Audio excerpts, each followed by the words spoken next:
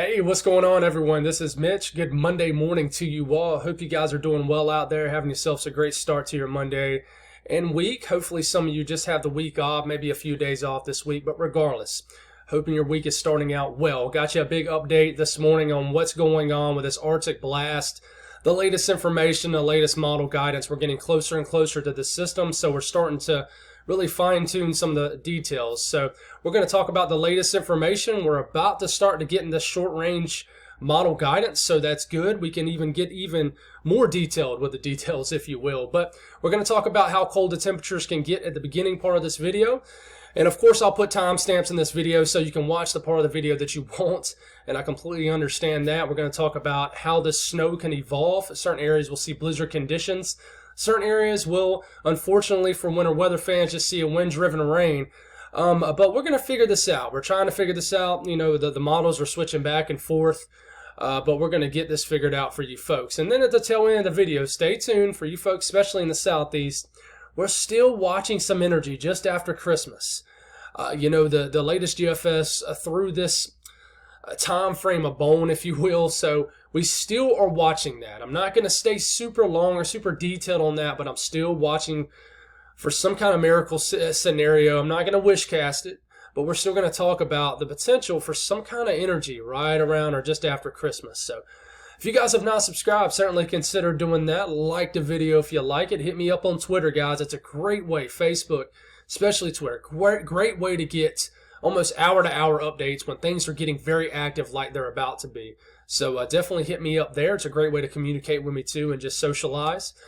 But I know social media isn't for everybody. I completely understand that. But appreciate the amazing support. It has been unreal how much things have picked up suddenly, and I really appreciate people who have subscribed and just welcome to the family. We're definitely a family-type atmosphere with this channel. But last thing I'll say is if you guys got anything that I can pray about, please put it in the comments below so I can pray over it and so others will too. And I promise you, I will pray over it, and I can almost guarantee you that others will too. Let's get rolling this morning. Watches and warnings. We're taking a look at this because you see you got wind chill warnings, wind chill watches up. It just tells you how cold it already is and is about to be for areas further south and southeast. But you see these teal colors right here for like Omaha and areas of Kansas, Iowa, even 3 counties into Nebraska. That is winter storm watches. So this is just the beginning stages of all these advisories and watches that you're about to see get littered all over this map of the lower 48. So let's go on and jump into temperatures. We'll jump right into this and we'll try to figure this out. We're going to take a look at the GFS ensembles, a reliable thing to look at. One thing that has not went away, trended really one way or the other. If anything, it has trended colder is these temperatures. They are the real deal. Flash freeze, even for areas that don't see snow. They are serious. We'll take a look at this. We'll take a look at the wind chills. We'll take a look at how the storm is going to potentially unfold. And then we'll talk about snowfall totals, potential snowfall totals. Remember, that's the big word, potential.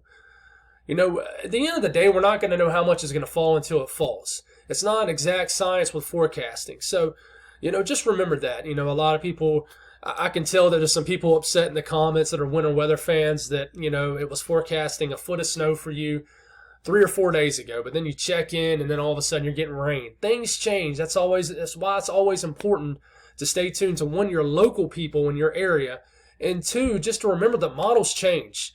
It's just the way it goes, and that's why I make 2 videos a day to try to keep you guys updated. But anyways, enough of that. Let's get rolling. Wednesday afternoon, these are high temperatures. Look up here in the Dakotas, well below zero. Minneapolis, you know, you're sitting at around -3, -2 degrees.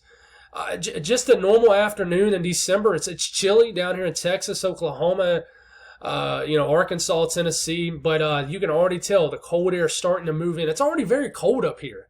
In fact, it's even cold in the Carolinas right now. We're waking up to the mid-20s. I mean, that's below average for the middle of January. But moving forward here in time, we're getting into Thursday morning. Notice the Arctic boundary surges south. And then part of the states of Kansas is well below zero. The other parts in the mid-30s. Just as where the Arctic front has not cleared yet. You know, you're waking up to the teens in Amarillo, and your temperatures will drop into the single digits to around zero probably by the time you get to the afternoon. But these are temperatures Thursday morning.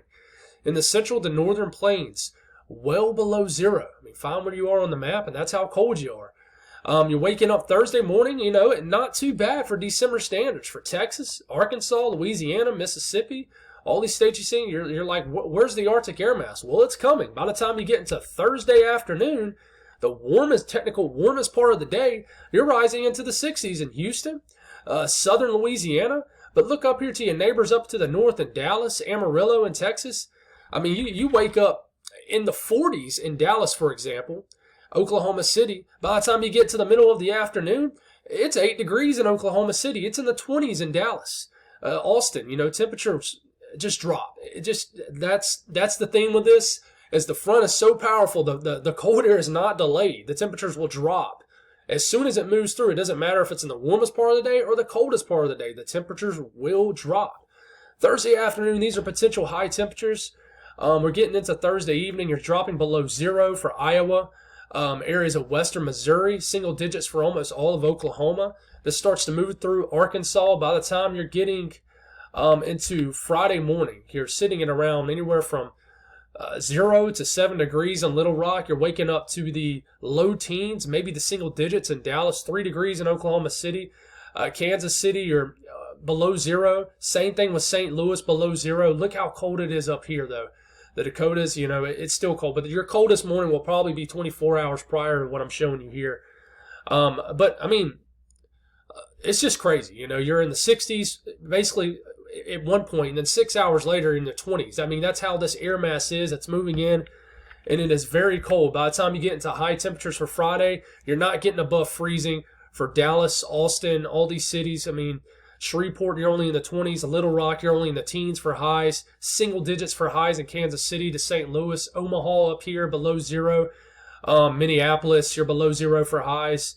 And, I mean, look how cold it is. It's showing only 10 degrees in Nashville. 14 to 16 degrees for Memphis, Jackson, Mississippi, 20s, Birmingham, 20s. We'll go a little eastward here in a second. And then by the time we're getting into Saturday morning, the morning of the 24th, Christmas Eve morning, temperatures begin to moderate but still bitterly cold.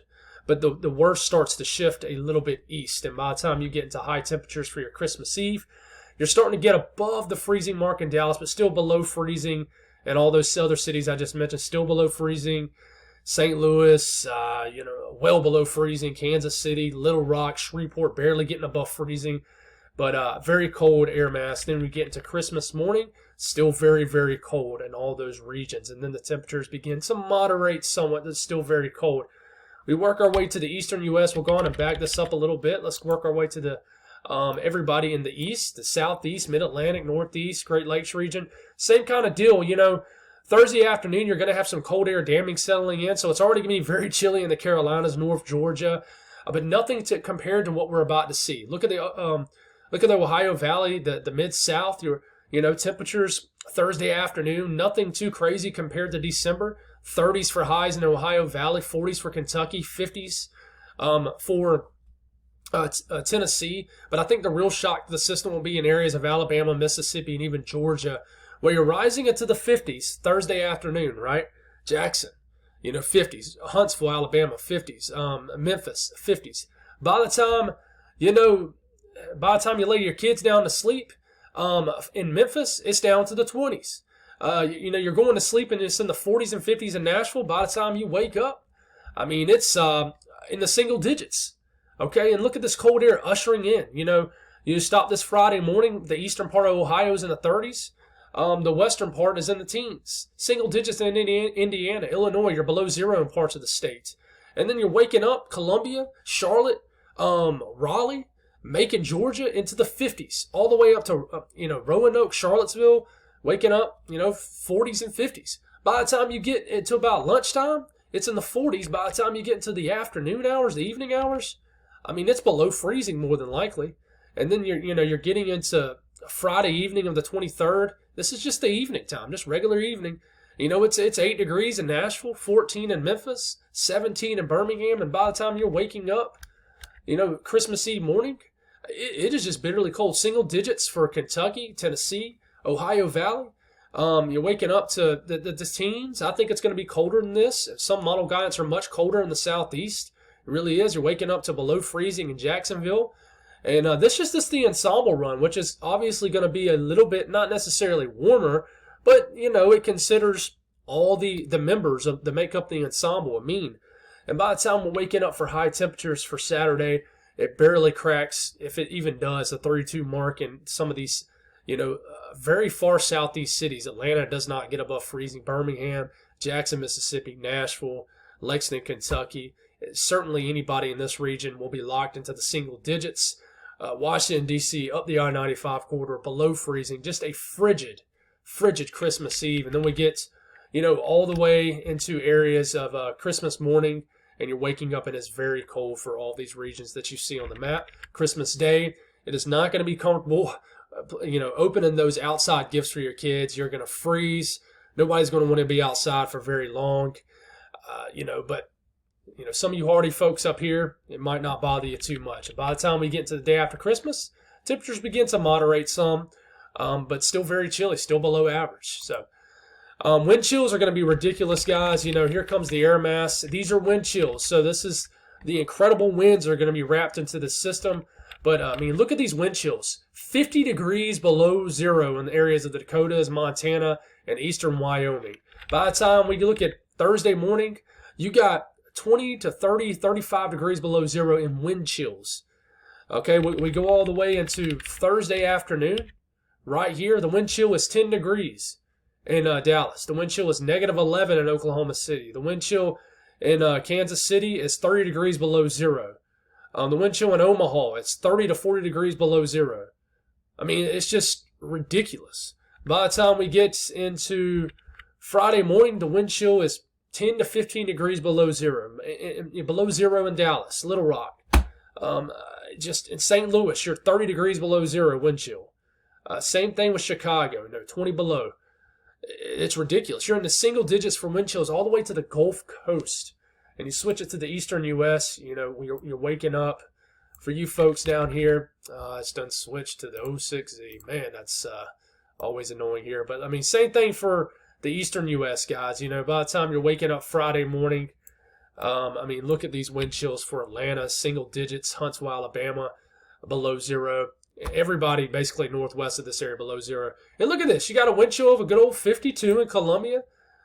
By the time you are getting to lunchtime, the wind chill is 24 degrees. 13 near Greenville, Spartanburg. By the time you're getting into the afternoon hours, it's 20. By the time you're getting into the evening hours, eating supper, 13 degrees. So it just tells you how dramatic this cold. When I use the word dramatic, I mean it. It is aggressive. It drops it these temperatures, and it's just ridiculous how cold it is. It is not going to be safe outside. And these are just the temperatures. I've been talking on this for almost 15 minutes. Chances are people aren't probably listening for that long about temperatures, but it's a big deal. Let's talk about the snow, the European model. You got a little bit of snow, as you can tell. Just some moisture just west of Kansas this morning. This will probably fall as maybe some sleet, snow. I don't think there's going to be much with this. Maybe at most, maybe an inch or so of snow. This moves through, and then here comes the Arctic boundary getting into Wednesday. Here comes the snow. When I tell you the snowfall ratios Wednesday evening for these areas, the Dakotas, Minnesota, Iowa, are going to be ridiculous, they are. I'm talking about 30 to 1 snowfall ratios. Meaning, when I say that, it doesn't have to snow much, very long, for it to accumulate on anything. It's basically when it's snowing at such cold temperatures, guys, that there's absolutely no melting. Like a little just small snowflake can fall, and it'll just sit on the surface, and it's not going to go anywhere. It's just going to blow around. You're not going to have any melting. So, you move this southward, you're getting into, at this point, you're getting into Thursday morning. You got moderate snow overspreading areas of Nebraska. In Omaha, it's snowing at a moderate pace. You're looking at Chicago, nothing going on right now. I really think there's going to be a blizzard in this area right here. I really do, guys. But, snow trying to sneak into Oklahoma, and then you take it all the way to about midday Thursday. It's snowing in Kansas City pretty heavily at a very, very cold temperatures. Teens, the single digits potentially. Maybe a little rain to start off in Chicago for Thursday midday. St. Louis, same kind of deal. Look at snowing a little bit in northwest Arkansas. By the time we're getting into the afternoon Thursday, rain changes the snow potentially for St. Louis. Snowing very heavily for most of Missouri, even Iowa. I really think Missouri could get a lot of snow from this, the entire state. especially central to western and northwestern parts of the state. But, as we're moving into late evening, Thursday of the 22nd, it's switching any rain to snow, and heavy snow at that for all of Illinois, Chicago, Wisconsin. You're switching from rain to a brief period of snow for Memphis, Paducah, Kentucky, western Kentucky, southern Illinois. It even switches from rain to snow in southeast Missouri, and look in northern Mississippi. And then we go on and switch it. Now, I'm going to have to move up in time. Where are we? 03Z, so we're going to have to switch this, go back to this, and here we go. 03Z Friday. Here's the low pressure. Just southeast of Chicago. Whoever is north or northwest or west of this low pressure on the cold side is going to get blizzard conditions. The winds are strongest near that low pressure. Notice a wind-driven rain for all my folks in the southeast, the mid-Atlantic. The winds are already howling ahead of this front. Northeast, it's just rain, unless you're in the higher terrain where you'll mix with more snow. But even I think folks up there will even switch more so to rain. Here we go. Rain changing to snow. For folks in Tennessee and even northern Alabama and northern Mississippi, I don't think this is going to amount to much. But the thing is if anybody in areas that you would consider the South is going to see snow, it's those states like Arkansas, Tennessee. I think that you'll changes to a period of snow long enough to potentially coat the ground. I really do. I think it's just we got a couple days more trending, but still one thing that's remained, the same for Tennessee, which is a state the further south that could see at least appreciable snow, 1 to 2 inches. I think some areas will squeeze that out in Tennessee. Is the cold air is coming in so quick behind this. It catches up with the moisture that, it's snowing, for example, in western Tennessee in the 20s to teens. So it's not going to go anywhere. So even though I don't think it'll snow very long for Tennessee, maybe even northern Mississippi and Alabama, I think that the snow falls and doesn't really go anywhere. But anyways, we'll keep this going. This is in the middle of the night. This is what the frame looks like in the middle of the night, Thursday into Friday morning. Look at the low pressure up here. Sitting in northern Indiana, you've got rain changing to snow. It's a weird look. It's snowing in southern Indiana, but raining in southern Michigan. You ask, why is that, Mitch? And it's just honestly because of the cold air and how it dips southward. This Arctic front is really bowing out, if you will, meaning it doesn't reach these areas before these areas get reached, if that makes sense. So it's kind of one of them fronts where it'll be colder probably in this part of the country than it is in the Northeast. So you keep this going. We're getting into Friday morning. You got a raging blizzard, I really think, going on in these areas of potentially northern Indiana. How intense will it be? We're not sure. Chicago, blizzard conditions, rain changes to snow. For Ohio, same thing with Ohio and Kentucky that I just mentioned with Tennessee.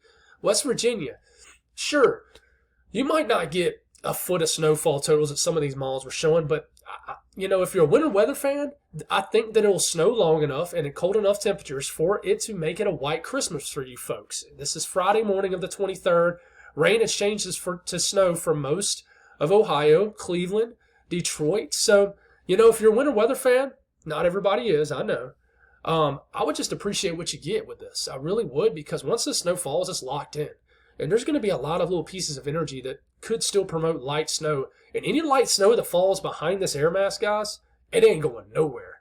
So, you stop it right here Friday morning. You got rain changing to a brief few hour period of snow in northeast Tennessee, western Virginia, definitely West Virginia, eastern Kentucky. I really think that the mountains of North Carolina and Tennessee could certainly pick up a few inches of snow from this. But this storm is still raging on Friday morning, and these areas right into this area. Somebody was complaining that I circle my mouse around too much. I'm sorry. I need to get a better pointer, something that I can actually draw. But this area right here could certainly see a lot of snow, even up here into Wisconsin. But we keep this going. We're getting into about midday Friday of the 23rd, and low pressure is riding right through the northeast. Rain is changing to snow for most of Pennsylvania. Western New York State still snowing back here in Ohio and Indiana. Some lingering northwest flow for areas in the mountains of North Carolina and Tennessee. You keep this going, and it's just all rain for the I-95 corridor, unfortunately. But this is the wraparound moisture I'm talking about. As you're getting into the evening of the 23rd, there's so much cold air behind this. There is tons of leftover moisture flying around as far south as West Virginia, maybe northern Kentucky. And I really think that this could dump more of the snow. Erie, Pennsylvania, Cleveland could get some rounds of heavy snow. They really could. And then the cold air settles in. Then we watch kind of what happens after this. And then maybe a clipper flies through the morning of the 26th, puts even more snow on the ground. So it's pretty wild to watch. The GFS, we can show you this all day, but I'm going to favor the European because the European has been rock solid. The GFS, I'll show you something towards the end of the video. It has just been awful. The European hasn't been the best, but the Euro has been awful. Same thing with the GFS. We'll fly through this a little bit quicker than the European, but we're getting into Wednesday morning, Wednesday afternoon, snow breaking out. But of course, it dives the snow a little bit further southward. But at the same time, it's in pretty good agreement with the Euro. It's not as aggressive southward as the GFS was showing a few days ago. And for winter weather fans in Oklahoma, this isn't good news for y'all because you folks in Oklahoma and Tulsa who want to see a white Christmas, I think you guys see some snow. How much? Big question. But the GFS is actually warmer now than the European. But I'm not buying it. It has low pressure riding through Missouri and then areas of Illinois. And then it just doesn't show near as much snow in general for Missouri. It takes all the snow and really shifts it really far northwest. And I'm not really buying that. And remember, I'm here to give you my takes on this too. But I'm not buying to just a sudden massive shift by the GFS. I think it's going to tick back southeast again. But it really wants to throw the worst conditions into Wisconsin, northern Illinois, and then, eastern Iowa. But notice, you still got, as we're getting into the middle of the night Thursday, you still got rain changing. I don't think this is going to be freezing rain. This is probably going to be snow where you see the pink. Still changing to snow down here. So regardless, it still shows snow down there. But it has low pressure well northwest. Therefore, it has a corridor of heavy snow from Milwaukee to Rockford, I believe, is the town in northern in northern Illinois. And just a lot of snow from Madison, Wisconsin. And just a weird look. It really is. Certainly, folks in the Ohio Valley are probably not as much as a fan of this. But, getting into Friday morning, you're still switching from rain to snow in Kentucky. All of Tennessee, you still got a nice switch. So you still got a nice back-end punch. I say nice, and I'm speaking as if you're one white Christmas and you're a winter weather fan. You still got a nice back-end punch of snow. Rain changes to snow very quickly across the entire Ohio Valley. So even though it doesn't show as much, you still got to watch out. And then some back-end moisture all the way down to Tennessee with this run. And look at this. The temperatures are crashing like crazy in Pennsylvania. And one thing with the GFS that I've noticed is it has a real enhancement. It really deepens this surface low. So as we're getting into Friday evening, you have an area of very intense winter precipitation in western New York State, Pennsylvania. It really wants to drop some heavy snow in this area as rain changes to snow. It's kind of a new thing we're seeing on models, but look at this wraparound moisture as we're getting into, Christmas Eve morning, flying around in Tennessee. I think that this is a legitimate thing. There's going to be so much energy still wrapping around. I think that a lot of this energy could shift a little bit south. South all the way to the Gulf Coast? Absolutely not. But you see what I'm saying? So snowfall totals from the European ensemble. You could go on and probably multiply this by, I like to say time and a half like I'm working overtime. But multiply this by 1.5. Because the snowfall ratios in this area are going to be much higher than 10 to 1, which is what this is showing in. So I think several inches can fall in most of Missouri, except southeast Missouri, but I still think you guys could get accumulating snow too. But the European ensemble, I'm not going to lie, it really wants to put all the heaviest snow in Wisconsin and areas of Michigan. But I think more snow will fall than what this is showing in Chicago. I think you could add a few more inches to this at minimum. But you see everybody up here. I know this doesn't show a lot of snow, and this isn't going to be a big event for the Dakotas, but it's just going to solidify a white Christmas for a lot of folks. From Omaha, Kansas City, St. Louis, Des Moines, Minneapolis. I'm pretty sure you already got snow on the ground. For my folks down here, I think northern Arkansas could see enough snow to put snow on the ground.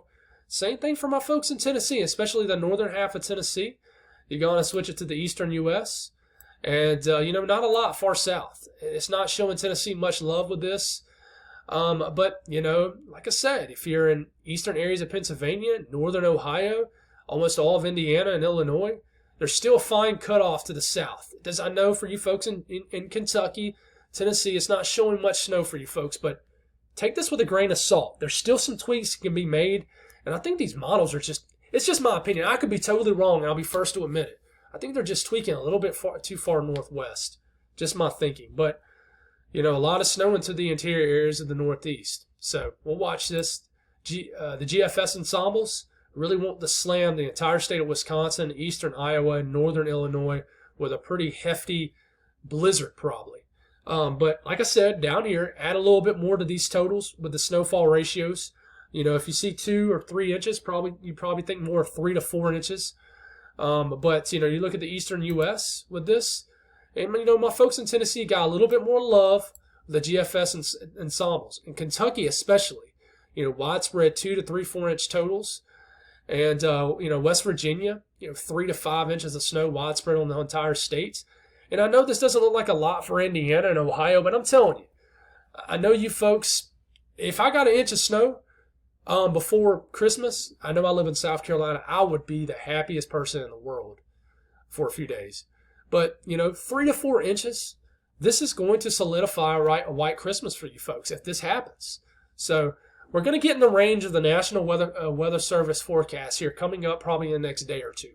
And then we're really going to start to get the real technical professional's opinion on this, which I think is important. Blend of all models, I think this is a great way to look at it. I think it shows it much better. It has over a half a foot of snow for St. Louis, Kansas City. Chicago prints over a foot of snow. The entire state of Wisconsin, over a foot of snow. The UP of Michigan gets crushed from the blend of all models run with 2 to 3 foot of snow. Indiana shows you folks a lot of love if you're a snow fan. And I like the idea down here in Tennessee, Kentucky, but the Ohio Valley, several inches of snow showing up. I really think this is a great way to look at it. Now, some of these totals might be a little overdone in this area, but I could see them happening at the same time. So, there it is, guys. But winds, we'll talk about this. As the front surges southward, you're going to have intense winds, blizzard conditions. Even if these areas up here in Nebraska and Dakotas, Minneapolis, and western Iowa don't pick up a lot of snow, 40 to 50 mile per hour wind gusts are blasting through the area. This is for Thursday morning off the European model. Almost the entire state where basically the front has cleared, 40 to 50 mile per hour wind gusts. Look at it knocking on the door of Tulsa, Oklahoma, Kansas City. It's just a normal 5 to 10 mile per hour wind gust, and then all of a sudden the front blasts through, and it's a totally different world. You go from just normal to chaos with snow falling. It's just one of those fronts. By the time we get into Thursday afternoon, widespread 30 to 40 mile per hour winds everywhere you see. Knocking on the door of Chicago. By the time we get into dinner time, this moves through, and the winds are just absolutely kicking in Illinois, Indiana. And then they really, really crank up for these areas getting into, moving up here in time. They really, really kick up for the Ohio Valley, which I really think could be the epicenter of the strongest winds. We're getting into Friday morning at this point. Winds are even brutal down here in the southeast, which will make these wind chills insanely cold. But look at the northeast, 50, 60 mile per hour wind gusts, these higher mountaintops, just these multiple impulses of energy is going to kick up the winds. 40 to 50 mile per hour wind gusts in Chicago with snow falling, Ohio, Indiana. And then really the enhancement occurs as we're getting into midday Friday. And look at Michigan. I wouldn't want to be a boater out on the southern areas of Lake Michigan. Lake Erie, you're gusting to hurricane force winds. Illinois, Indiana, Ohio, Kentucky. Widespread tropical storm force winds in these areas with blizzard conditions, if not all-out blizzard conditions, at least times blizzard conditions. These winds will cause power outages from the Midwest to the Northeast and even to the Southeast, guys, as the frontal passage moves through. But just insane winds, especially off Lake Erie, guys. Hurricane force winds on Lake Erie are certainly looking likely as we get into the later part of this week. So I want to show you this. I know you're thinking, oh, wow, what am I looking at, Mitch, here? This was the run, and we're going to talk about this system just after Christmas very briefly. And then I got to head to work because I'm already running late. This was the run for Thursday midday, this past Thursday, right, the 15th, back on the 15th. Watch as this system on the GFS trends northwest. I'm showing you this because this is why I come on here 2 times a day to update you, to keep you updated. That's why I never say this area is going to get this amount of snow. I tell you, these models are showing it, and then occasionally I'll start to add my own opinion on things. That's what we do here. We check out things. We talk about what drives these systems, things like that. But look as I go all the way to the current run of this morning. Look as I'm going through the town. Look at this low pressure, how it starts to move northwest. Look at this. Disappointing, I know, eastern weather fans. As we move this, keep moving it. Look, and look. I mean, that is a huge shift. Look how much we move west.